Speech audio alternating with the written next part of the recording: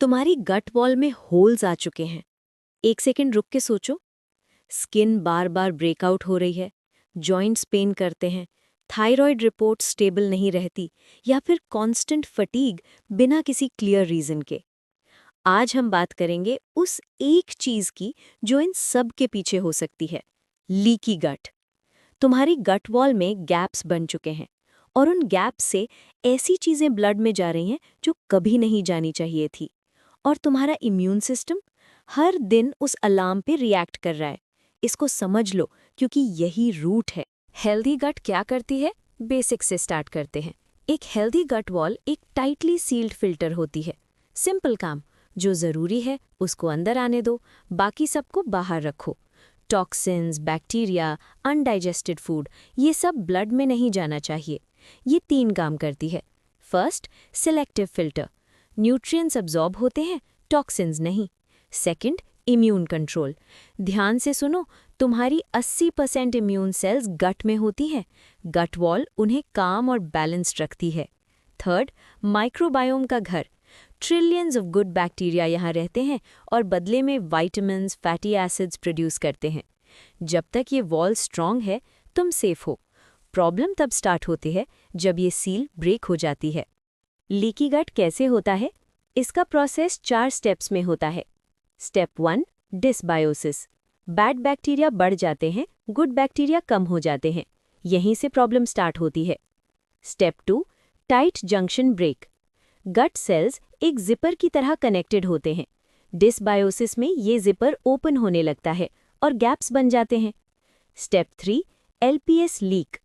इन gaps से LPS यानी toxic bacterial particles blood में जाते हैं और ये वहाँ होना ही नहीं चाहिए था। Step 4, immune alarm.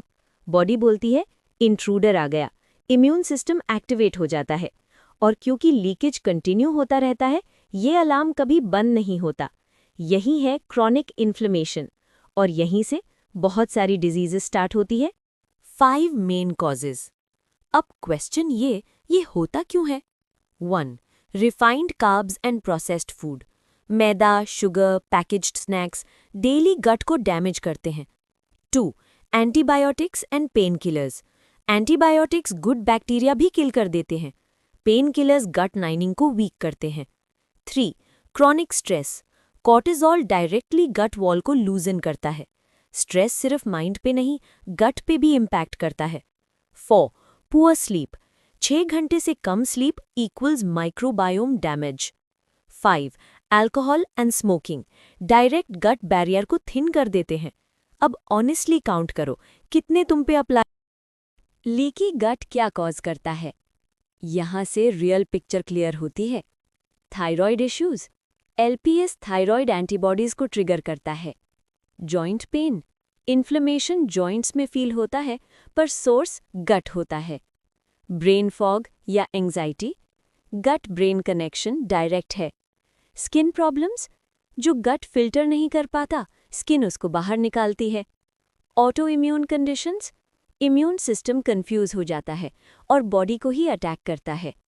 Insulin resistance, inflammation insulin response को वीक कर देता है। एक रूट, मल्टीपल प्रॉब्लम्स। क्या तुम्हें लीकी गट है? चेक करो। हर मील के बाद ब्लोटिंग, प्रॉपर स्लीप के बाद भी fatigue, skin issues, brain fog, joint pain, food sensitivities बढ़ रही हैं, बार बार इन्फेक्शन, मूड स्विंग्स या एंग्जाइटी, थायराइड या auto immune issue, sugar cravings control नहीं होती। अगर 5 या उससे ज़्यादा टिक हो रहे हैं, ये एक कोइंसिडेंस नहीं है। गट हीलिंग प्रायोरिटी होनी चाहिए। 90 डेज में हील हो सकता है। गुड न्यूज़, ये रिवर्स हो सकता है 90 डेज में। 4 phases. Phase 1, remove, day 1 to 21। Sugar, processed food, alcohol हटाओ। Phase 2, reinoculate, day 22 to 42। Good bacteria वापस लाओ, fermented millets. Phase 3, repair, day 43 to 63। Butyrate gut lining को रिपेयर करता है। Phase 4, rebalance, day 64 to 90। Microbiome stable होता है, symptoms reduce होते हैं। बॉडी को पता है कैसे हील करना है, बस उसे राइट सपोर्ट चाहिए। गट हील करो, बाकी सब फॉलो करेगा। सच में थायराइड इंप्रूव होता है, स्किन क्लियर होती है, एनर्जी वापस आती है, मूड स्टेबल होता है।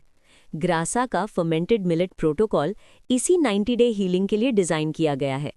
आज स्टार्ट करो, और अगर ये यूज़फुल लगा शेयर करो, किसी को इसकी ज़रूरत है। तब तक अपने गट का ध्यान रखो।